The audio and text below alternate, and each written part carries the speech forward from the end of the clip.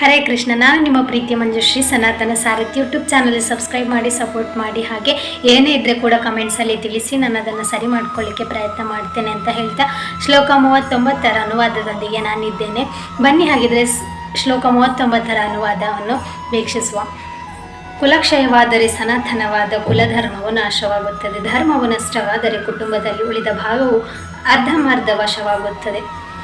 ಅರ್ಜುನರು ಶ್ರೀಕೃಷ್ಣರ ಹತ್ರ ಹೇಳುವ ಒಂದು ಸನ್ನಿವೇಶ ಆಗಿದೆ. ಅಂದರೆ ಒಂದು ಯುದ್ಧ ಮಾಡುವ, ಅಂದರೆ ಕೌರವರ ಜೊತೆ ಒಂದು ಯುದ್ಧ ಮಾಡಲಿಕ್ಕೆ ಒಂದು ಸಭೆಯಲ್ಲಿ, ಅಂದರೆ ಒಂದು ಯುದ್ಧ ಭೂಮಿ ರಣಭೂಮಿಯಲ್ಲಿ ಅವರು ನಿಂತ್ಕೊಂಡಿರ್ತಾರೆ.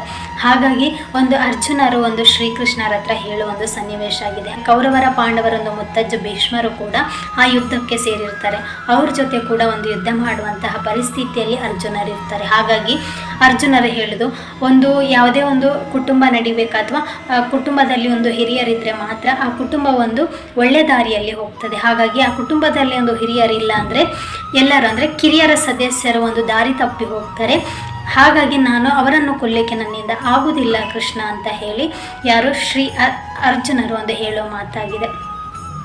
ಯಾವುದೇ ಒಂದು ಕುಟುಂಬ ಅದರಲ್ಲಿ ಗುರು ಹಿರಿಯರಿದ್ದಾರೆ ಅಂದರೆ ಆ ಕುಟುಂಬ ತುಂಬ ಒಳ್ಳೆಯ ದಾರಿಯಲ್ಲಿ ಹೋಗ್ತದೆ. ಮತ್ತು ಯಾವುದೇ ರೀತಿ ಕೆಟ್ಟದ್ದು ಮಾಡುವಾಗ ಗುರು ಹಿರಿಯರು ಸಂದೇಶವನ್ನು ಕೊಡ್ತಾರೆ. ಅಂದರೆ ಯಾವ ರೀತಿಯಾಗಿ ನಾವು ಜೀವನ ಮಾಡಬೇಕು ಅಥವಾ ಇದು ತಪ್ಪು ಇದು ಸರಿ ಅಂತ ಹೇಳಿ ನಮಗೆ ತಿದ್ದು ಬುದ್ಧಿ ಹೇಳ್ತಾರೆ. ಹಾಗಾಗಿ ಗುರು ಹಿರಿಯರು ಎಷ್ಟು ಇಂಪಾರ್ಟೆಂಟ್ ಅಂತ ಹೇಳಿ ಇದರಲ್ಲಿ ಈ ಶ್ಲೋಕದಲ್ಲಿ ತಿಳಿಸಿಕೊಟ್ಟಿದ್ದಾರೆ. ಇವತ್ತಿನ ಕಾಲಘಟ್ಟದಲ್ಲಿ ನಾವಿದ್ದೇವೆ.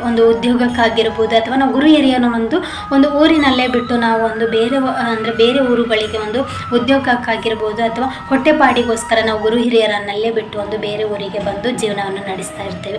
ಆದರೆ ನಮ್ಮ ಮಕ್ಕಳನ್ನು ಅಂದರೆ ನಾವೇ ಕೆಲಸದಲ್ಲಿ ನಿರಂತರವಾಗಿ ಬ್ಯುಸಿ ಇರ್ತೇವೆ. ಮತ್ತು ಮಕ್ಕಳಿಗೆ ಒಳ್ಳೆಯ ಮೌಲ್ಯಗಳನ್ನು ಹೇಳಲಿಕ್ಕೆ ಕೂಡ ನಮ್ಮ ಹತ್ರ ಟೈಮ್ ಇರೋದಿಲ್ಲ.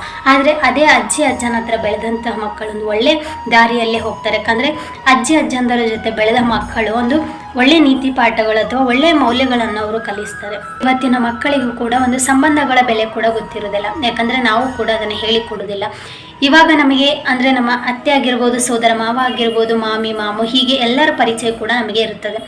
ಆದರೆ ಇತ್ತೀಚಿನ ದಿನಗಳಲ್ಲಿ ಏನು ಮಕ್ಕಳು ಹುಡ್ತಾರೆ ಅವರಿಗೆ ಅಂಕಲ್ ಆಂಟಿ ಅನ್ನೋದು ಬಿಟ್ಟು ಬೇರೆ ಯಾವುದು ಸಂಬಂಧಗಳ ಬೆಲೆ ಗೊತ್ತಿರೋದಿಲ್ಲ. ಯಾಕಂದರೆ ನಾವು ಅವರಿಗೆ ಹೇಳಿಕೊಡುವ ಪ್ರಯತ್ನ ಕೂಡ ನಾವು ಮಾಡೋದಿಲ್ಲ. ಹಾಗಾಗಿ ಇವತ್ತಿನ ಹಿರಿಯರ ಒಳ್ಳೆತನ ಆಗಿರ್ಬೋದು, ಹಿರಿಯರ ಮೌಲ್ಯಗಳಾಗಿರ್ಬೋದು ಇವತ್ತಿನ ಮಕ್ಕಳಿಗೆ ಅದು ತುಂಬ ಕಮ್ಮಿಯಾಗಿರ್ತದೆ. ಹಾಗಾಗಿ ಗುರು ಹಿರಿಯರ ಒಳ್ಳೆಯ ಮೌಲ್ಯಗಳನ್ನು ಕೂಡ ಮಕ್ಕಳಲ್ಲಿ ಬೆಳೆಸಬೇಕು. ಮತ್ತು ಅವರ ಹತ್ರ ಬಿಟ್ಟು ಬಿಡಬೇಕು ಮಕ್ಕಳನ್ನು ಅವರ ಹತ್ರ.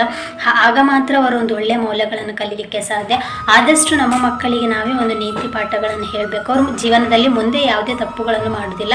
ತಪ್ಪು ಮಾಡುವಾಗ ಕೂಡ ನೀವು ಹೇಳಿದಂತಹ ಮೌಲ್ಯಗಳು ಅವರ ನೆನಪಿಗೆ ಬರ್ತದೆ. ಹಾಗಾಗಿ ಒಳ್ಳೆಯ ಮೌಲ್ಯಗಳು ಅಥವಾ ಗುರು ಹಿರಿಯರು ಯಾರಿರ್ತಾರೆ ಅವರ ಆದ್ಯ ಕರ್ತವ್ಯ ಕೂಡ ಮುಂದಿನ ಪೀಳಿಗೆಗೆ, ಅಂದರೆ ಮುಂದಿನ ಕುಟುಂಬವನ್ನು ಒಳ್ಳೆಯ ರೀತಿಯಾಗಿ ನಡೆಸ್ಕೊಂಡು ಹೋಗಲಿಕ್ಕೆ ಅವರು ಒಳ್ಳೆಯ ದಾರಿ ಹಾಕಿ ಕೊಡ್ತಾರೆ. ಹಾಗಾಗಿ ಗುರು ಹಿರಿಯರ ಮಹತ್ವವನ್ನು ಈ ಶ್ಲೋಕದಲ್ಲಿ ತಿಳಿಸಿಕೊಟ್ಟಿದ್ದಾರೆ. ಹಾಗಾಗಿ ಗುರು ಹಿರಿಯರಿಗೆ ನಾವು ಆದಷ್ಟು ಗೌರವವನ್ನು ಸಲ್ಲಿಸೋ ಮತ್ತು ಅವರಲ್ಲಿರೋ ಬುದ್ಧಿವಾದಗಳು ಇವತ್ತಿನ ನಮ್ಮ ಗ್ರ್ಯಾಜುಯೇಷನ್ಗೆ ಯಾವುದೇ ರೀತಿಯ ಬೆಲೆ ಇರುವುದಿಲ್ಲ. ಅವರಿಗೆ ಅಷ್ಟೊಂದು ನಾಲೆಡ್ಜ್ ಇರ್ತದೆ ಮತ್ತು ಅಷ್ಟೊಂದು ಪದ್ಧತಿಗಳಾಗಿರ್ಬೋದು, ಸಂಸ್ಕೃತಿ ಆಗಿರ್ಬೋದು ತುಂಬ ಮುಂದೆ ಇರ್ತಾರೆ. ಹಾಗಾಗಿ ಗುರು ಹಿರಿಯರ ಮೌಲ್ಯಗಳಾಗಿರ್ಬೋದು, ಅವರು ಹಾಕಿಕೊಟ್ಟಂತಹ ಪಾಠಗಳಾಗಿರ್ಬೋದು ಎಲ್ಲ ಕೂಡ ನಮ್ಮ ಜೀವನದಲ್ಲಿ ಒಳ್ಳೆಯ ಮಾರ್ಗಕ್ಕೆ ಕೊಂಡೊಯ್ತದೆ ಅಂತ ಹೇಳಿ ಈ ಶ್ಲೋಕ ಕೂಡ ಉದಾಹರಣೆಯಾಗಿದೆ. ಹಾಗಾಗಿ ಗುರು ಹಿರಿಯರಿಗೆ ಆಗಿರ್ಬೋದು, ನಮಗೆ ಪಾಠ ಕಲಿಸಿದಂತಹ ಪ್ರತಿಯೊಬ್ಬ ವ್ಯಕ್ತಿ ಅವನು ಏಜಲ್ಲಿ ಚಿಕ್ಕವನಾದರೆ ಕೂಡ ಬುದ್ಧಿಯಲ್ಲಿ ದೊಡ್ಡವನಾಗಿದ್ದಾನೆ, ಅವನು ಕೂಡ ಗುರು ಹಿರಿಯರಿಗೆ ಸಮನಾಗಿರುತ್ತಾನೆ.